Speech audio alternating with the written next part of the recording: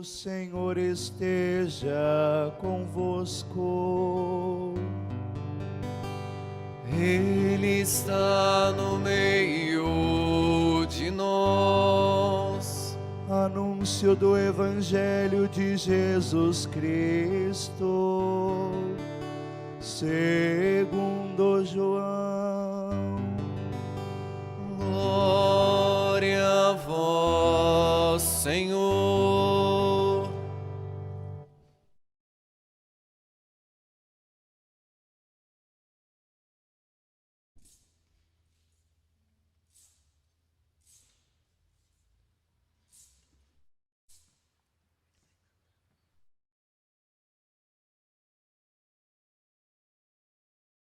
Naquele tempo, disse Jesus a seus discípulos: Como o Pai me amou, assim também eu vos amei. Permanecei no meu amor. Se guardardes os meus mandamentos, permanecereis no meu amor. Assim como eu guardei os mandamentos do meu Pai e permaneço no seu amor. Eu vos disse isto para que a minha alegria esteja em vós e a vossa alegria seja plena. Este é o meu mandamento: amai-vos uns aos outros, assim como eu vos amei. Ninguém tem amor maior do que aquele que dá a vida pelos amigos. Vós sois meus amigos, se fizerdes o que eu vos mando. Já não vos chamo servos, pois o servo não sabe o que faz o seu senhor. Eu vos chamo amigos, porque vos dei a conhecer tudo o que ouvi de meu Pai. Não fostes vós que me escolhestes, mas fui eu que vos escolhi e vos designei para irdes e para que produzais fruto, e o vosso fruto permaneça. O que então pedirdes ao Pai em meu nome, Ele vô-lo concederá. Isto é o que vos ordeno: amai-vos uns aos outros. Palavra da salvação. Glória a vós, Senhor.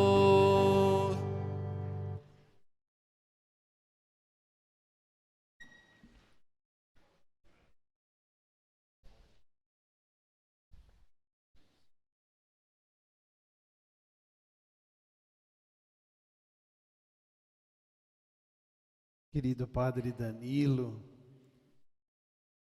que serviu a Deus e a Igreja aqui conosco como seminarista, que nos deu testemunho do quanto é apaixonado por Santo Antônio, e hoje como sacerdote é vigário da Paróquia Sagrado Coração em Serrana. Bem-vindo. Irmãos e irmãs, nós estamos aqui celebrando o dia em que Santo Antônio entrou no céu. É isso que significa celebrar o dia de um santo, a sua memória, a sua festa. E vocês sabem perfeitamente que Santo Antônio ele tem uma singularidade, porque a grande maioria dos homens e mulheres que são elevados à honra dos altares, depois de sua morte, os milagres de sua intercessão só começam a aparecer depois da morte. Mas Santo Antônio não. Durante a sua vida, ele já tinha esse poder de interceder e milagres aconteciam. Tanto é que, rapidinho depois da sua morte, ele já foi canonizado. Porque não tinha muito o que estudar, o que pesquisar, o que ver. Era claro que ele era um escolhido, ele tinha um dom especial. Ele nasceu predestinado para ser santo. Nós fizemos a nossa trezena e durante a trezena a gente meditou a pequena, grande vida de Santo Antônio. Por que a pequena, grande vida? Eu expliquei para vocês. Pequena porque foi uma vida de 36 anos. Morreu de maneira tão precoce. Mas uma vida grande porque foi uma vida profunda. Foi uma vida intensa. Santo Antônio não teve uma vida medíocre, não teve uma vida pela metade. Tudo que ele fazia de verdade, ele fazia com carinho, ele fazia com amor. Santo Antônio não tinha medo de nada, não tinha medo de mudanças, não tinha medo de surpresas, não tinha medo do novo. Tudo ele encarava, tudo ele aceitava, tudo ele desafiava. Por isso que nós dissemos, uma grande vida. Mas, ao exaltar hoje a vida de Santo Antônio, isso não é só para a gente ficar admirando, não é só para a gente ficar elogiando, mas é para a gente pelo menos tentar chegar perto. O que eu tenho feito com a minha vida? Como eu tenho vivido a minha vida, que é um dom único, irrepetível? Eu gosto sempre de lembrar a vocês aquele ditado, né? Quem não vive para servir, não serve para viver. Ou senão aquele trechinho do canto que eu sempre cito. Quem vive para si, empobrece seu viver.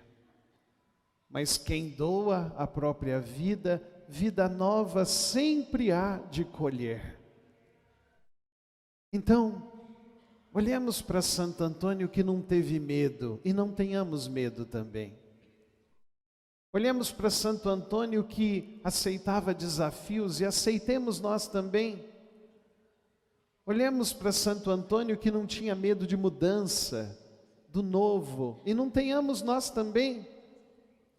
Olhemos para Santo Antônio que gastou a sua vida para Deus, para a igreja, e gastemos a nossa também.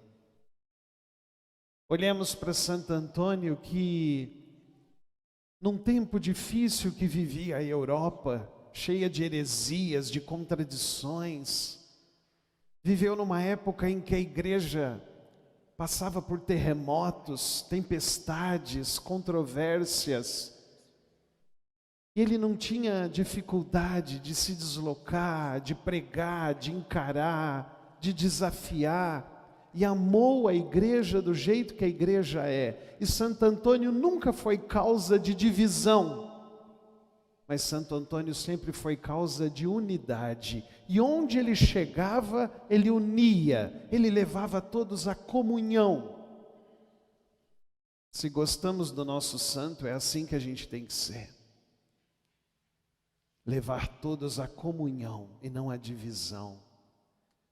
Quando eu levo todos à comunhão, eu sou instrumento do Espírito Santo. Mas quando eu levo meus irmãos à divisão, eu sou instrumento do diabo. O Espírito age em mim, mas o diabo também age em mim, através de mim. É preciso tomar muito cuidado com isso. Aliás, o nosso santo padroeiro era um exímio exorcista.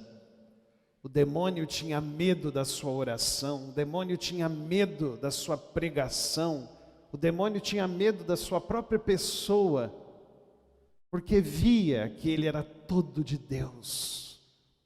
E quando a gente é todo de Deus, o demônio tem medo de nós. Hoje, eu estava olhando esse evangelho que nós proclamamos, e eu pensava como que essas palavras servem para o segundo momento da nossa reflexão de hoje, que é pensar um pouquinho na nossa vida de paróquia, na nossa vida de comunidade.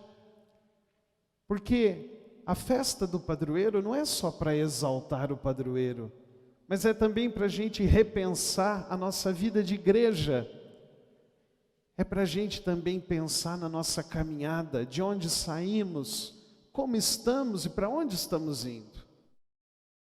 O ano que vem, essa paróquia vai comemorar 60 anos de ereção canônica. É mais um jubileu nosso. E nós somos, assim, eternamente agradecidos pelas gerações que nos precederam. Eu, como padre, que estou aqui há 20 anos, sou eternamente agradecido por vocês que no momento presente estão comigo. E sempre rezo pelas gerações que virão, para que possam perseverar e dar prosseguimento. O povo que viveu antes de nós tinha esse medo e essa angústia, se nós iríamos continuar o que eles faziam, e nós estamos continuando. E nós pedimos a Deus que os que vierem também façam bonito, como nós estamos fazendo. Uma comunidade que reza, uma comunidade que trabalha, uma comunidade espiritual e social. E aí vale aquela frase eterna do Papa João Paulo II. Para o passado, a nossa gratidão. Para o presente, a nossa paixão. E para o futuro, a nossa esperança. Então hoje, Santo Antônio também pede para a gente renovar o nosso amor à igreja, à comunidade, à paróquia. E renovar também os nossos bons sentimentos, os nossos bons propósitos, as nossas virtudes.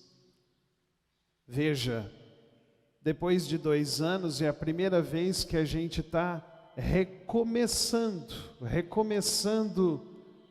as nossas comemorações sociais, a nossa procissão, a nossa missa presencial. Eu não sei quando que a gente vai poder dizer pós-pandemia, porque a ciência diz que talvez nós vamos ficar com esse vírus para sempre. Mas nós vamos dizer pós-pandemia porque ele não vai ser mais pandêmico, mas vai estar presente. E a gente precisa prosseguir a nossa vida. Mas nós ainda estamos nos encontrando e nos reencontrando depois de tudo isso. Mas nós não podemos mais, não nos é permitido mais fazer da pandemia uma muleta, uma desculpa, que a gente não pode rezar, que a gente não pode trabalhar, que a gente não pode participar, que a gente não pode se fazer presente. Não nos é permitido mais isso. E que essas sequelas da pandemia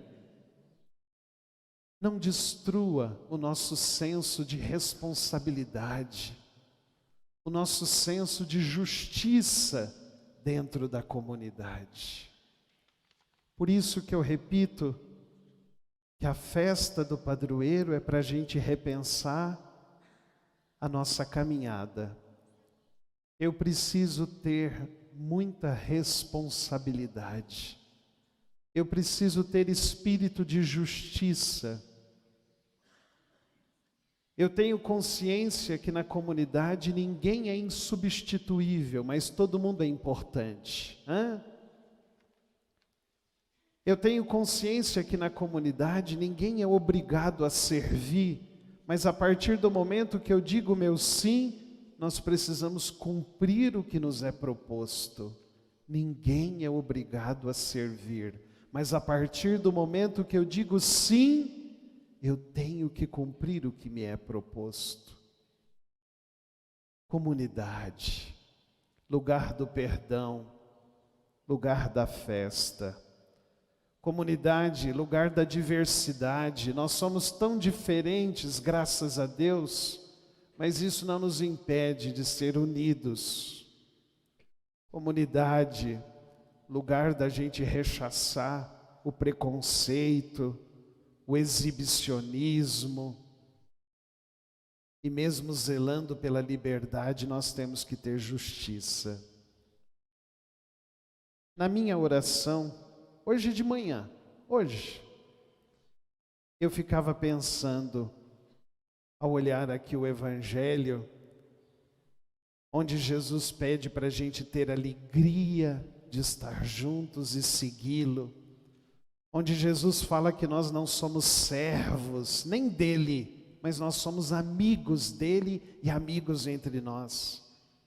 Quando Jesus fala aqui no Evangelho para a gente permanecer no seu amor e nos amarmos uns aos outros como ele nos amou, para a gente dar a vida como ele deu a vida. Eu ficava pensando, de fato, nós não somos uma empresa, mas nós somos igreja. Porém, nós precisamos ser mais responsáveis, mais cuidadosos do que uma empresa. A empresa, ela tem um dono. Nós temos Jesus como Senhor e Salvador. Uma empresa tem gerente, mas a igreja, ela tem um pároco, que é pastor e cuida de vocês. Uma empresa tem encarregado, mas a igreja tem coordenadores. Uma empresa tem funcionários, mas a igreja tem irmãos e amigos. Uma empresa, a gente pica cartão, mas na igreja a gente oferece a nossa vida. Numa empresa a gente tem salário, mas aqui na igreja a gente tem recompensa. Numa empresa a gente faz curso, na igreja a gente faz encontro. Na empresa eu posso chegar 5 minutos em cima da hora. Na igreja a gente chega 1 hora antes, porque a gente faz as coisas com amor. Na empresa, para eu entrar, eu apresento currículo. Na igreja, eu me apresento por causa do meu batismo. Numa empresa, tem quem manda e a gente obedece de boca fechada. Na igreja, a gente orienta e a gente segue. Numa empresa, a gente é punido e nos manda embora. Na igreja, a gente tem correção fraterna. Nós não somos empresa, nós somos igreja. A igreja de Jesus, a igreja de Santo Antônio. E como um dia eu disse para vocês, Santo Antônio de Lisboa, Santo Antônio de Pádua, Santo Antônio de Bento Quirino. Amém.